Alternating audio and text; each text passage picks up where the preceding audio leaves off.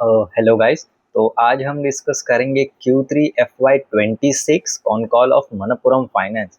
तो हम जानेंगे ये बिजनेस कैसा है और मैनेजमेंट ने क्या गाइडेंस दिया है और आगे का मैनेजमेंट का व्यू क्या होगा FY27 का।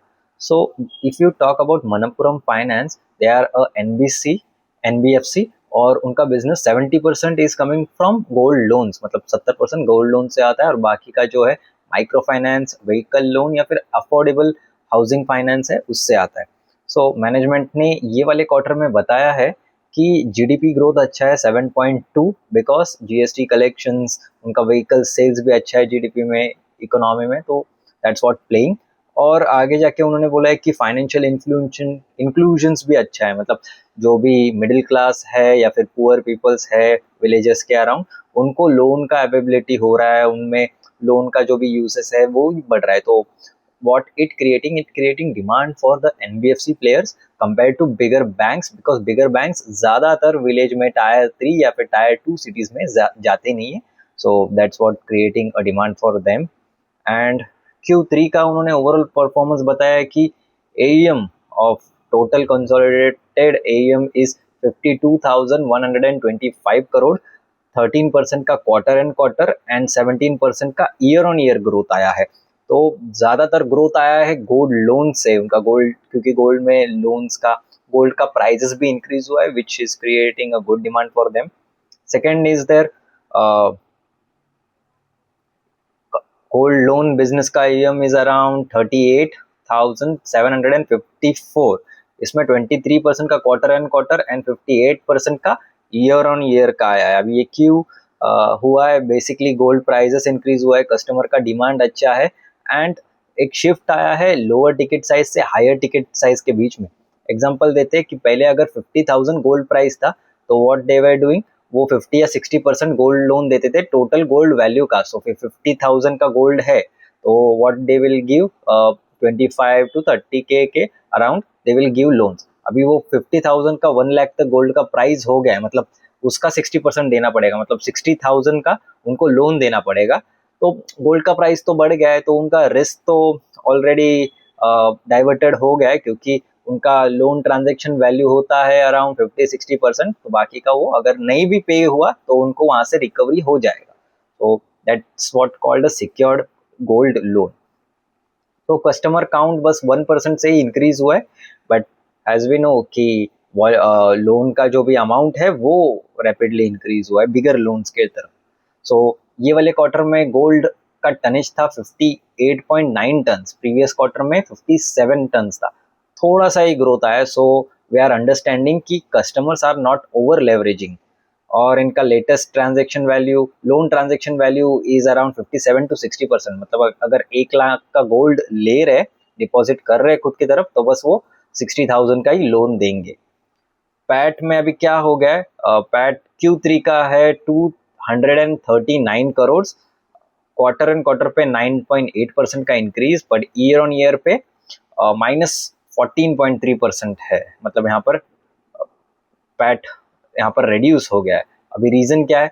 इनका जो बाकी का 70% गोल्ड लोन छोड़ के बाकी का जो भी बिजनेस है, माइक्रो फाइनेंस है, vehicle finance, affordable housing finance, उसमें अच्छा खासा ग्रोथ नहीं आया है, वहां पर तो डी ग्रोथ मिला है बिकॉज ऑफ सेक्टरल इश्यूज था, इंडस्ट्री में पूरा इश्यूज था, ऊपर से स्ट्रेस था, प्रोविजंस भी बहुत ज़्यादा बढ़ाए थे, क्रेडिट कॉस्ट बहुत ज़्यादा था एंड अभी थोड़ा कंजर्वेटिव अप्रोच में दे आर थिंकिंग।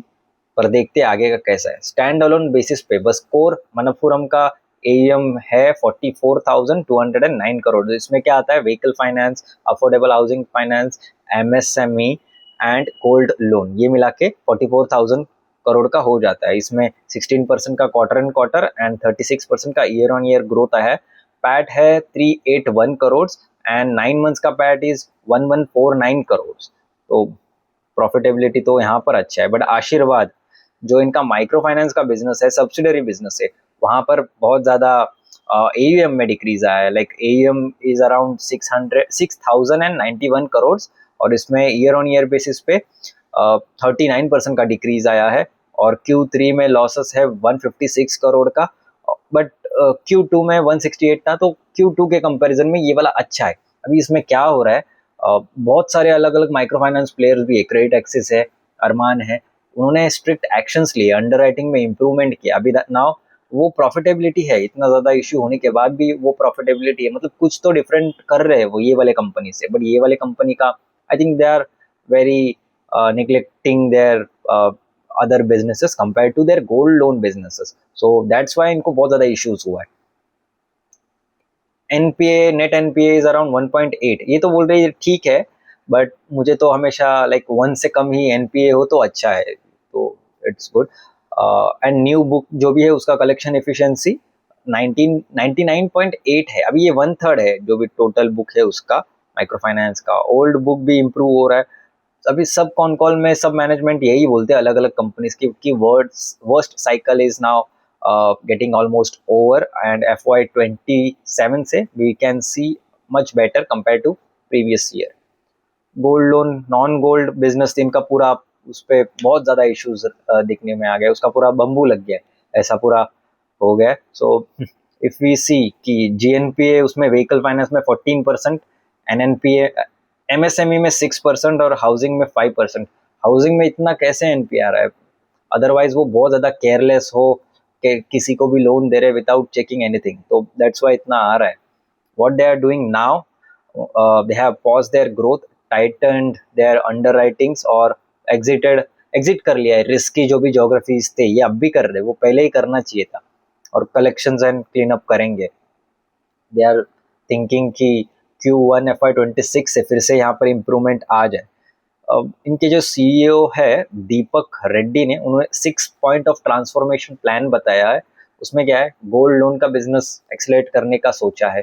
अभी भी वो गोल्ड लोन पे ज़्यादा फोकस है, जबकि वो अच्छा ही कर रहा है, बट ठीक है, नॉर्मली ऐसा ही होता है, बट बाकी का बिजनेस में भी उन्हें थोड़ा कॉन्सेंट्रेट करना चाहिए। सेकेंड वन तो इसमें होगा volume plus scale plus lower opex, तो ये वाला गोल्ड लोन के related. Second, new branch design करेंगे, जो भी उनके ब्रांचेस है उसमें थोड़ा सा एडिशनल डिज़ाइनिंग करेंगे, थोड़ा चेंजेस करेंगे, क्यों क्या होगा इससे, एक्सपीरियंस होगा, इम्प्रूव होगा जो भी उनके बोरोवर्स आएंगे उनके लिए। डिजिटल तो ऑलरेडी है, बट और भी ज़्यादा इम्प्रूव करेंगे। पेपरलेस ऑनबोर्डिंग करेंगे, भले ही उनको गोल्ड लेने के लिए तो ऑफिस में आना ही पड़ेगा गोल्ड देने के लिए या फिर से कलेक्शन करने के लिए, बट ऑन बोर्डिंग थोड़ा पेपरलेस करेंगे, documentation and all. Co lending, fourth point is co lending, already they are doing co lending, तो इसमें ऑलरेडी दे आर डूइंग, आगे जाके और इम्प्रूवमेंट आएगा। इससे क्या होगा, आरओई और आरओ और इफिशिएंसी भी बढ़ेगा, कैपिटल इफिशिएंसी, बिकॉज उनको कंटिन्यू बेसिस पे बिजनेस मिलता रहेगा। अब ये टैलेंट एंड न्यू हायरिंग्स भी करेंगे, because to improve their management structure. तो न्यू ग्रुप का CEO, CFO they will hire, compliance head, legal head, या फिर रिस्क जो भी कैलकुलेट करे, या फिर ऑडिट हो, ये सारे जो भी टॉप लेवल के लीडर्स हो गए, they will try to hire them, और वो बेस्ट हो गए, one of the best of the industries, तो ऐसे वो बोल रहे थे। और लॉन्ग टर्म के रिलेटेड भी उनका गाइडेंस है कि they are preparing some tech related to long term. इसमें क्या होगा, LOS एंड LMS होगा, तो loan organisation system and loan management system.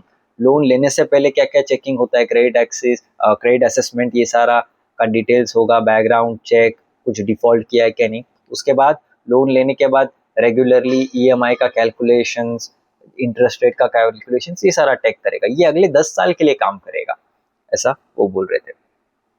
Gold loan के यील्ड के रिलेटेड, करंट यील्ड इज 18 से 18.3 है, एंड दे आर सेइंग कि स्टेबल वुड बी अराउंड 18%, और ये 18% स्टेबल होगा। अगर प्राइस गोल्ड का कम भी हो जाए तभी भी 1 या 2 मंथ का ही इम्पैक्ट आएगा, बाद में फिर से रेगुलर हो जाएगा, तो that's not a major issue. अभी इसमें इफ यू सी, मनप्पुरम का market cap is 24,568, current share price is 290 and stock P is 60।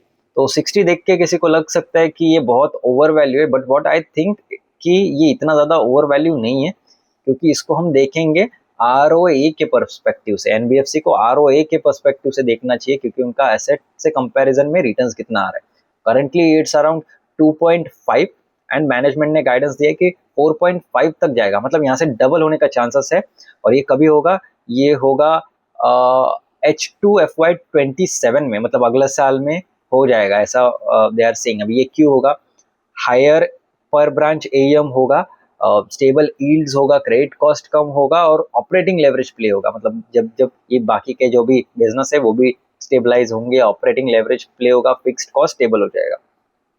तो ये सारे 3-4 मेजर पॉइंट्स उन्होंने दिया है। ये हमेशा हमेशा हमें ट्रैक करना चाहिए कि इनके मैट्रिक्स कैसे वर्क कर रहे हैं, लाइक पर ब्रांच का ईएम कैसा है। And last one is Ben capital का भी यहाँ पर इन्वेस्टमेंट है। अभी इसमें कैसा होगा, they are trying to get the stake of around 18%, 9% equity and बाकी का 9% वारंट्स का होगा और प्रमोटर्स का भी 28% का होल्डिंग रहेगा। तो ये प्रमोटर प्लस बेन का ज्वाइंट होल्डिंग होगा। बस अभी आरबीआई का अप्रूवल बाकी है, तो और 1 मंथ आ सकता है ये अप्रूवल आने के लिए। सो इफ वी सी कि फाइनल टेक अवेज क्या है, गोल्ड बिजनेस बहुत ज़्यादा स्ट्रांग है, वो रॉक सॉलिड है। बट ये माइक्रो फाइनेंस, इनका व्हीकल फाइनेंस इम्पैक्टेड है। वहाँ पर टर्न अराउंड आने का एक्सपेक्टेशन मैनेजमेंट ने बोला है कि FY27 में आ जाए, but we will have to see. So FY27 का कैसा होगा, ग्रोथ लीवर्स होगा, ग्रोथ का ईयर होगा, प्लस जो भी रिसेट कर रहे इनका गोल्ड छोड़ के, तो वहाँ से भी इम्प्रूवमेंट आने का चांसेस बढ़ जाएगा। तो यही था आज का explanation. Hope you find this useful. Then do like, share and subscribe and let me know in the comment कि आपको ये बिजनेस के रिलेटेड कुछ क्वेश्चंस है क्या नहीं। तो थैंक यू।